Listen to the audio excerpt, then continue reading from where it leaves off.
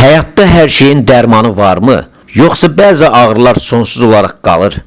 Qeyd etmək istəyirəm ki, ümumiyyətlə ağrı məfhumu insana Tanrı tərəfindən verilən bir nemətdir. Biz sırf ağrını hiss edərək bədənimizdə baş verən dəyişiklikləri sezirik və onlara qarşı tədbir görürük. Yəni ağrını gizlətmək, ağrıdan qaçmaq nə qədər insan üçün normal olsa da və yaxud da ki, bunun həll yolunu biz zaman-zaman axtarışına çıxıb müəyyən həkimlərə müraciət ediriksə, əslində ağrı olmadan da yaşaya bilmərik və biz ağrını hiss edərək bədənimizdə daha ciddi fəsadların qarşısını ala bilirik. Məsələn, hər hansı bir patologiya ağırlaşmadan, cərrahi müdaxilə olmadan onun konservativ bir müalicə üsulunu tədbir olaraq görə bilirik. Amma ümumilikdə sizin sualınıza gəldikdə isə ağrı sadəcə olaraq cismi ağrılar deyil.